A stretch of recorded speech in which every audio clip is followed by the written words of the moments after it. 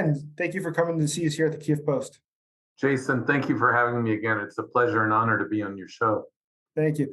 So please, why don't you give our audience a little bit of a background, who you are, where you've worked, and who it is that you've analyzed specifically. Sure. I'm a practicing psychiatrist in Dallas, Texas. And before I returned here in 2016, I was a regional medical officer and psychiatrist and diplomat for the US Department of State from 2002 to 2016, serving mostly overseas, except for a 2-year stint in Washington. And that overseas experience included 5 years in Moscow, at the US Embassy in Moscow, where my region of coverage was the former Soviet Union plus Finland. So that was part of my job, was providing medical support, psychiatric support to US diplomats overseas and their family members. In terms of leadership analysis, that's a field I've been long interested in, even before my government career. And of course, after, in the 90s, I studied leaders such as with the late Dr. Gerald Post, who founded this discipline at the CIA.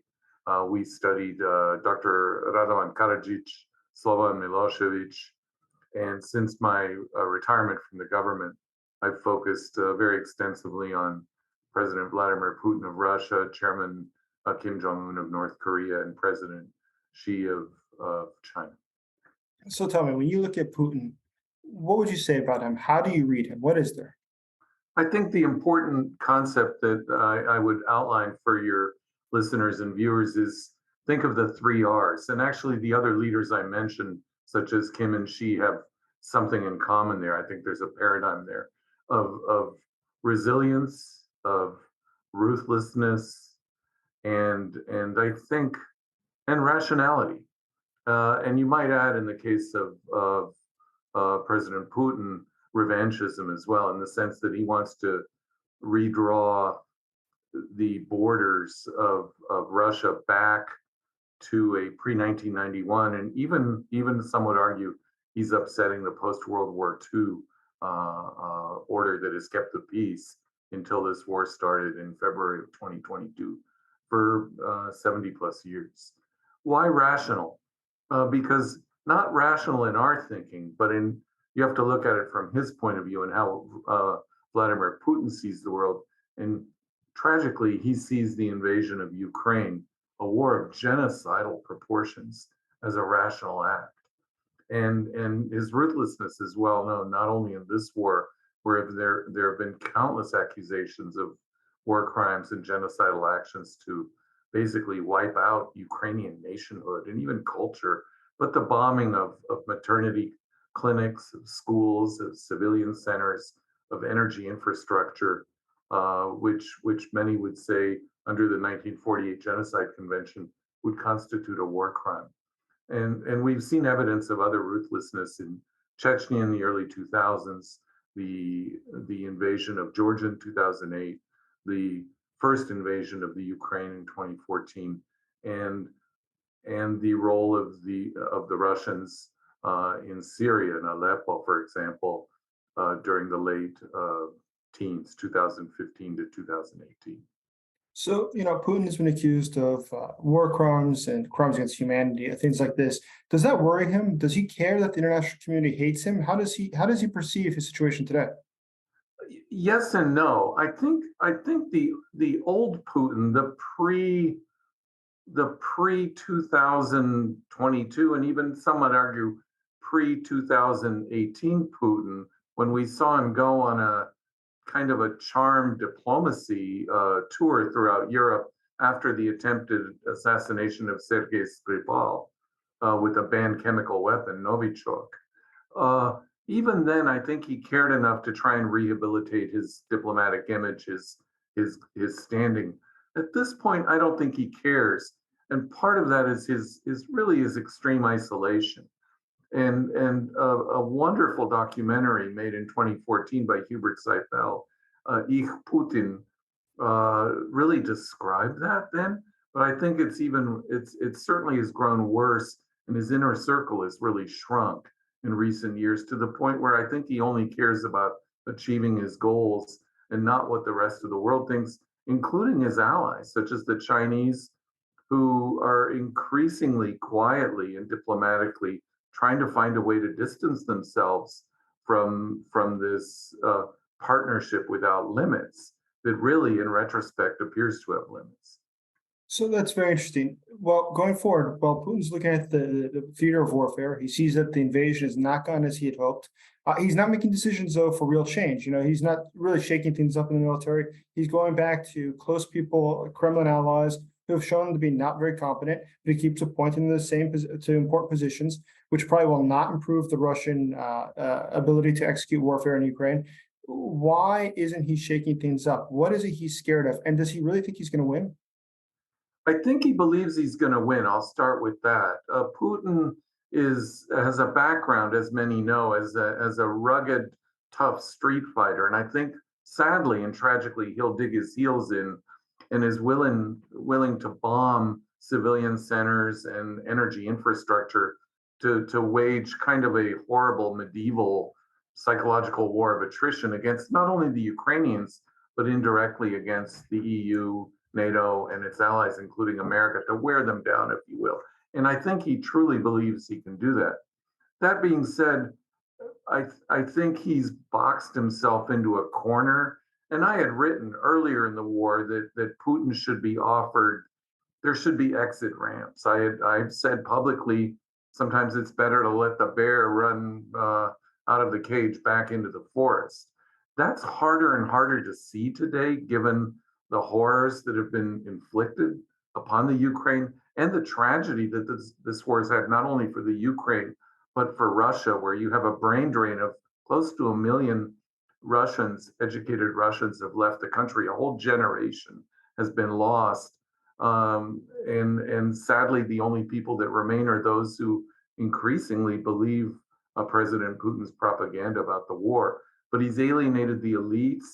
He's probably alienated some of the Siloviki, his inner circle, and he's got pressures on the right from folks like Prigozhin, the director of the Wagner Group, and others who've been very critical of the war and are calling for even stronger measures. So the risk is that he'll be pulled in order to save his own power and keep power toward adopting even more gruesome and chronic, deliberate measures in terms of bombing civilian infrastructure and causing even more tragedy and death and pain. So if Putin is not scared and his inner circle is not scared of sanctions on an intellectual level themselves as people, they're not scared of sanctions, they're not scared of the very negative feedback they receive or that they're hated. What is the psychological point that you would play on? What would be the thing that you would try to convince them that maybe it's time to call it quits? What is it that should be communicated to them? I don't think President Putin will be convinced in that sense. I think he's become a pariah, sort of like Robert Mugabe of Zimbabwe, or I would say, yeah, that level of pariah, even more so than Kim Jong-un, because while Chairman Kim Jong-un has a pariah-like status, world leaders have attempted in recent years to negotiate with him diplomatically in order to reduce the threats on the Korean Peninsula, and that may and should happen in the future. One would hope so, although right now that's a very difficult challenge as well. But I don't think Putin cares anymore about his pariah status. I think his isolation is really much more severe and rigid, and he's really quite boxed in. So I don't see that changing anything. Secondly, sanctions have never really moderated or modulated President Putin's behavior. And the Russian economy is thought by many economists, in spite of the severe sanctions, to have workarounds and loopholes, and it may be more resilient than many economists in the West realize. So I think that's a risk with sanctions, that they may not achieve the end that we're hoping for. So aside from doing analysis, I know you like to write and you've got a new book. Why don't you tell us about that? Thank you very much. Yeah, the book is a mystery novel, kind of a mystery espionage novel called The Negotiators Cross. And it's set in the 1990s, and it sort of draws on a lot of my experiences as a forensic psychiatrist before I got into the government, and later as a diplomat, places I've traveled to. It involves an American soldier from Texas who was recruited into an elite military unit and serves there and becomes traumatized.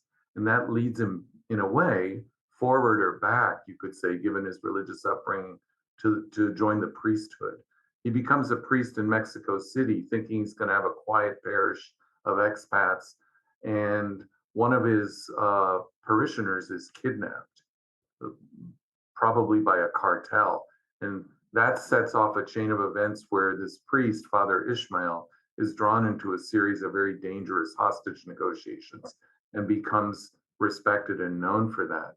Because of that experience, he's then transferred by the Holy See, by the nuncio, to serve in a similar role as a priest in Moscow, where he gets drawn into a series of very complex and dangerous negotiations there.